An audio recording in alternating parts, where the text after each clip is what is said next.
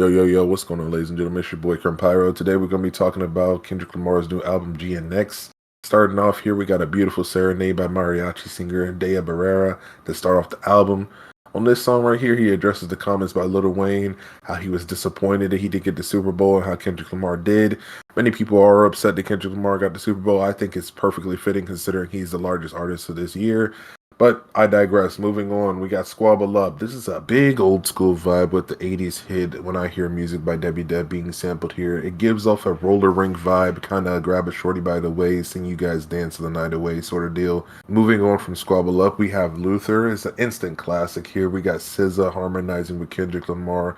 They have a back and forth call and answer here. The duet is magical. Definitely think this is going to be a song we're listening to 30, 40 years down the line.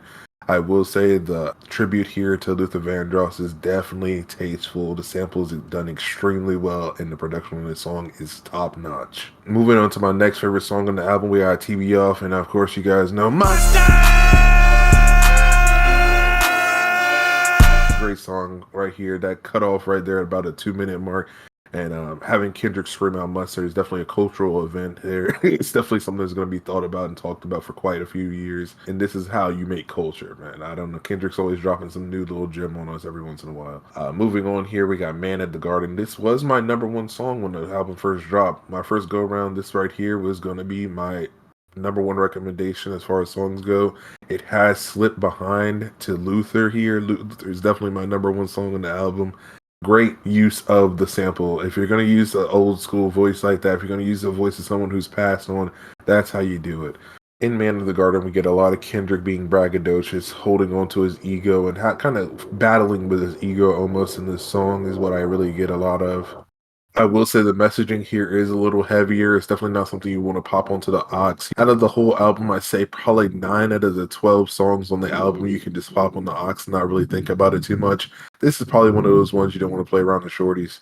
Moving on, we got our next song, Reincarnated. This is a respectful tribute to Tupac versus that AI Tupac that we heard from Drake, man. I don't know what that was. I don't know what bro was thinking. Like Kendrick said, they not like us, so I guess he just didn't understand how that wasn't going to resonate with the culture. Reincarnated is a great West Coast hit right here. Definitely a heavy Tupac vibe. I almost thought Tupac was going to come in here and maybe had some sort of sample or something like that, but I definitely like the beat choice, definitely like the production on this song. And he's telling 3 different stories here, and I like the way he does it. I will say overall, the album's a solid project. It's definitely well thought out. Some people are saying that this isn't going to be the actual album for Kendrick and that we'll be seeing some more work from him this year. I mean, he's got, about 30 days left, so if we do see some more, I'm more than happy to review it. I'm happy with this if we end the year on this. I will say this is a solid project. I really appreciate Kendrick dropping more music. It means a lot to the culture, means a lot to us. Have you guys listened to GNX? If so, what's your favorite song? Make sure to let me know down in the comments below. Be sure to like and subscribe. Thanks for watching.